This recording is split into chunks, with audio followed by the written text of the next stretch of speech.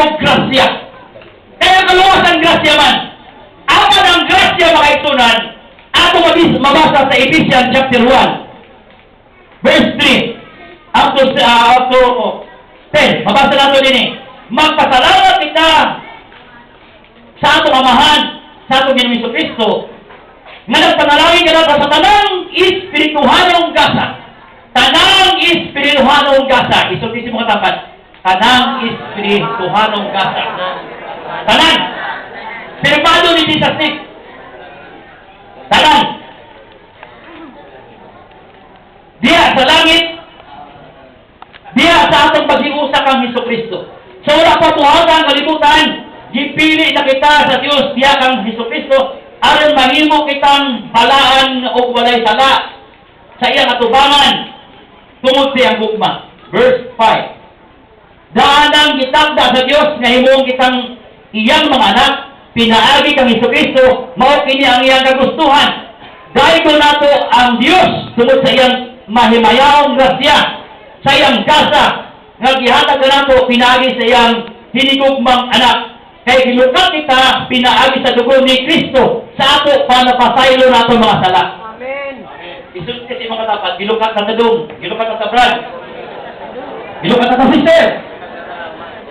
Bayad na atong sala. Kini gilukat na, inilitas na siya. Kabiwin! Aron di ka mga problema sa atong panahon karon. Dahil gilukat kita pinaagi sa dugo ni Jesus, ni Kristo Isus sa ato pa, napasaylo ng ato mga sala. Pagkadako gayon sa grasya sa Dios. Nga walay sukog, gihatag niya kanato, diha sa kanan, niyang kaalam o kahibalo. Gipadayag sa Dios kanato ang tinagong laraw nga iyan ang gibutan nga tumanon pinaagi ni Hesus Kristo. Tumanon sa Dios ang iyang laraw, inigabot na sa usong panahon. Kusahon niya ang kanang binuhat iya sa langit ug sa yuta sa ubos sa pagpangulo ni Hesus Kristo. Kining inheritance mga igsunan, nani sa loob ng church, lana sa loob God, loob tanan, o sa loob family, sa family code. Nani siya ang inheritance, nani siya. Mag-iskot na bakit sa tanang espirituhanong gasa. Si Atty. Rico, si balo na siya sa lokalan. Mag-iskot kini siyang iskutan na to, Lord God. According sa history sa Bible, naarip ito kapanahonan, ini Bible na 7 dispensation. Alin na tayo dito sa law. Ika-5 ni siyang law. Ika-5 ni siyang dispensation ng law. Upang sa taganang mahinerasyon ng agi. Sa panahon ni Jesus Christ, nahuman ang law sa pangalansang sa sa Kalbaryo. Miabot ang ika-5. Ika-unong guys. Ika-5 ditong law, ika-unong ni siyang grace o grasya. Ang unang grace nga ato masabtan diha kay ingon dinhi sa Banal Kasulatan, pagkadako gayon sa grasya sa Dios. Pagkadako gayon sa grasya sa Dios.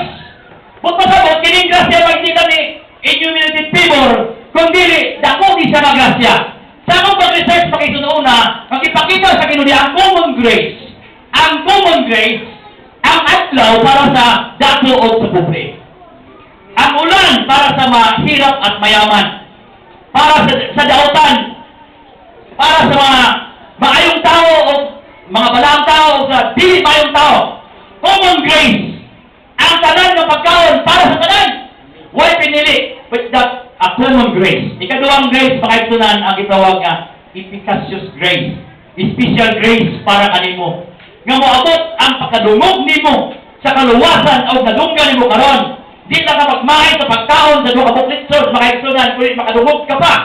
Sa pulong sa Ginoo, hitabo ining inheritance makaigsunan. Pag uli nimo nito, efficacious grace ang nadawat nimo. Tungod kay special grace ay nakadungog ka o nasabta nimo. Daghan mga tao, bisa makadungog na sa pagbuhanan sa kaluwasan, bisang ihata mo pa ang kaluwasan niya, bisang inundun mo siya, hindi ka makabot, hanggang dinibuksan sa Ginoo ang iyang salabutan. Busa mo ang po na maigsunan nga mabuksan ang atong